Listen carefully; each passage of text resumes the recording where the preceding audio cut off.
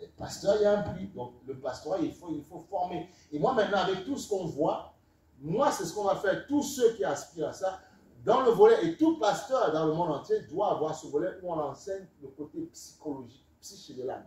Qui comprennent comment ça se passe dans une âme. Amen. Qui comprennent que quand on prie pour quelqu'un, la prière c'est une grâce que ça envoie. Ça ne change pas totalement l'âme. Non. Parce que l'âme doit être transformée. C'est ton rôle de transformer ta petite tête. C'est ton rôle de dire, cette pensée, je ne la veux pas dans ma tête, je la vomis. Sans effet. C'est ton rôle. Ça c'est pas le rôle du pasteur. Mais non. Alors tu veux que j'ouvre ton cerveau? Ça, c'est pas bon. Ça, c'est pas bon. Non. Non, mais non, on est où là? On est quoi? On est là, je ne vais pas te laisser. Non, c'est pas mon rôle. C'est ton rôle de prendre conscience. C'est ton rôle, ça. Facilitez-vous la vie. Pourquoi les gens sont... Il y en a, ils font des attitudes, des manières, ils pensent que... Mais ça touche personne. Ils se font du mal eux-mêmes. Ils se détruisent eux-mêmes. Mais ça ne m'atteint pas. Au cas où on est humain, ça va un peu mais je me reprends très vite. Voilà, mais je ne vais pas m'arrêter sur ta manière de faire. Mais non, je n'ai pas que ça à faire. Mais non. Il y a un peuple à faire grandir, il y a des âmes à faire avancer. Il y a des âmes qui veulent, et pour ces âmes, on doit se mettre en place pour ces âmes. Je ne veux pas laisser quelqu'un me démonter la tête la semaine, et puis le dimanche, non, je refuse, sans effet, sans effet.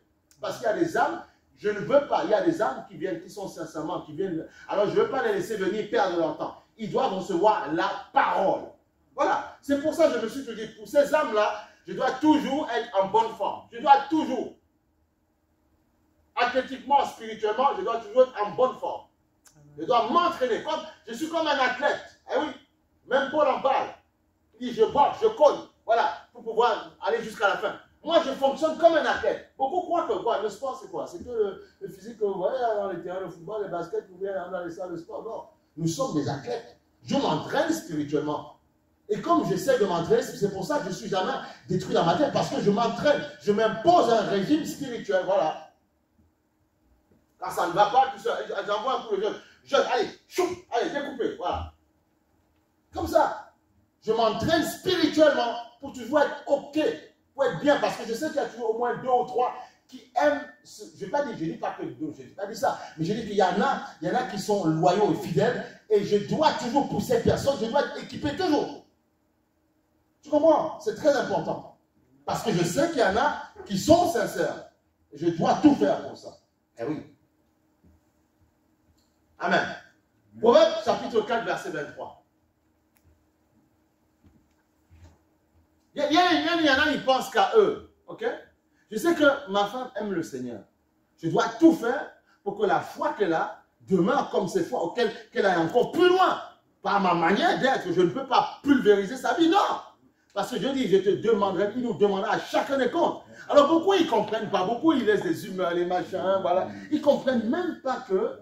Ils ne comprennent même pas qu'ils créent des dommages dans la vie des autres. Ils ne comprennent même pas que Dieu les jugera plus tard. Tu sais, par exemple, tu peux être un père de famille.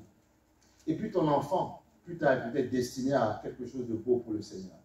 Parfois, peut-être dans le ministère ou ailleurs, hein, dans la vie, peut-être qu'il va créer quelque chose. Parfois, si toi, tu craques, tu baisses tes bras à cause de ta petite âme, à cause de ta petite pensée, tu es en train de détruire sa vie.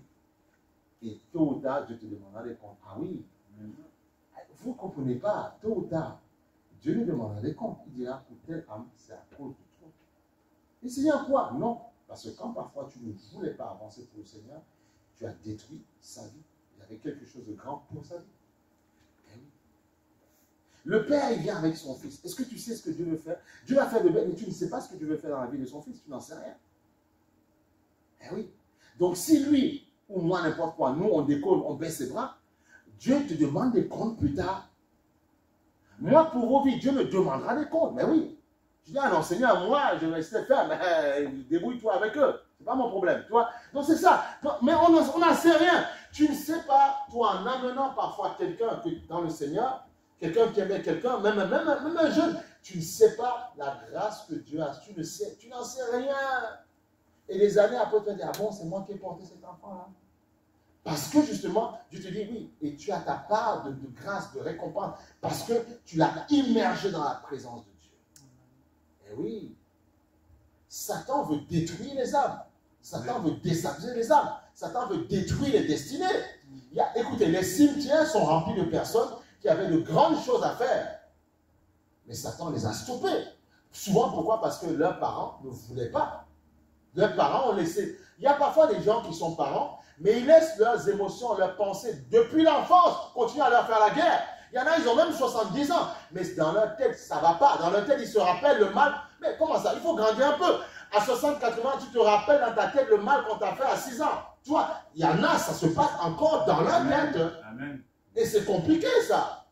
Donc, qu'est-ce que tu es en train de faire? Là où ton enfant a besoin d'être un peu solide, tu es en train de lui... Mais ton enfant dit, maman, mais c'est toi qui es l'enfant, c'est moi qui suis l'enfant, mais comment on fait?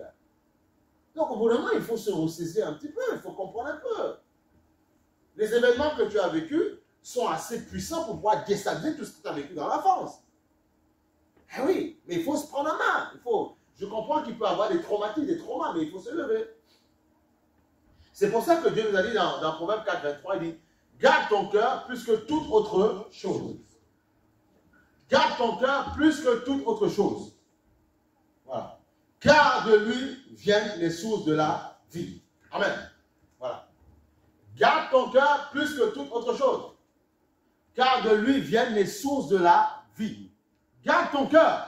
Garde ton cœur de la colère. Garde ton cœur d'une attitude bizarre que quelqu'un... Garde ton cœur, garde ton cœur. Dis, Seigneur, cette personne, elle est un peu bizarre. Parfois, elle me met des pics, des chocs. Seigneur, c'est pas grave. Je ne veux pas accepter ça, Seigneur. Ton sang sur moi et ton sang sur la personne. Voilà.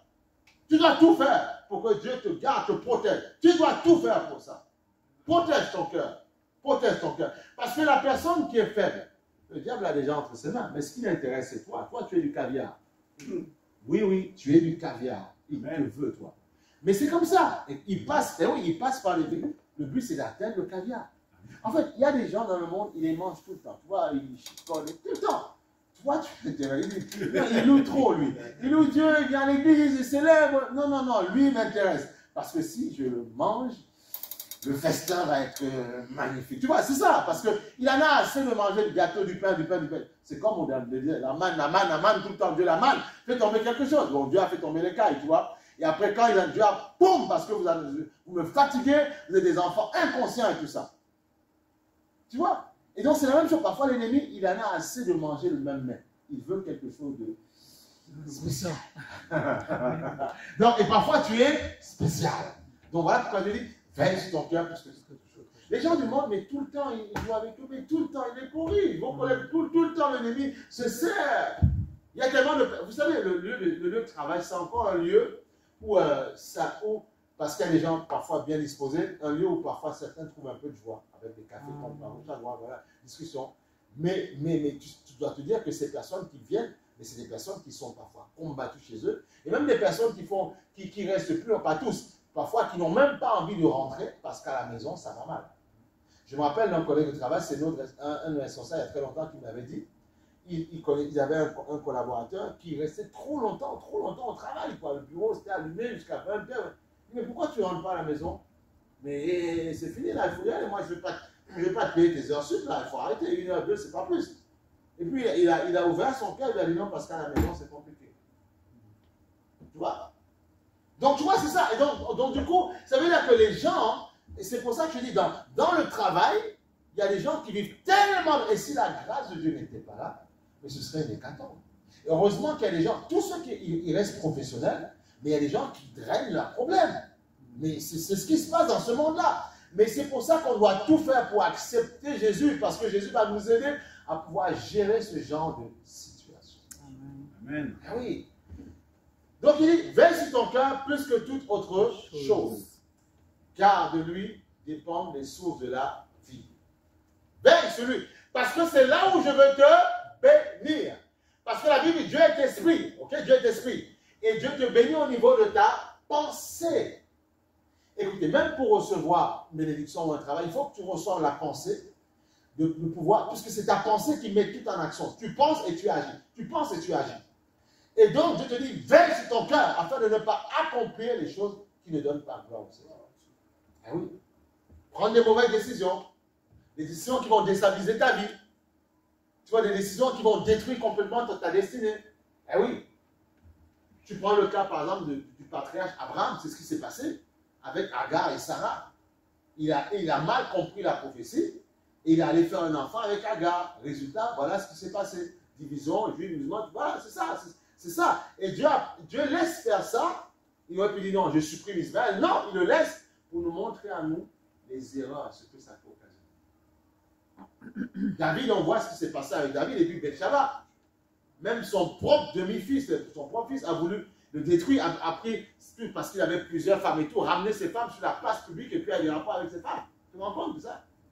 Eh oui. À cause de la désobéissance, à cause du péché, à cause de la séduction. Voilà pourquoi il faut veiller sur son cœur. Amen. Veille sur ton cœur plus que toute autre chose. Parce que tôt ou tard, on dit d'ailleurs, tout ce que tu sèmes, tu récoltes. Tu vas récolter tôt ou tard. Tôt ou tard, tu récoltes. Tôt ou tard. Tu peux dire, ouais, moi je fuis telle église. Mais non. Et il faut comprendre que Dieu contrôle toutes les églises. Amen. Tu peux te cacher.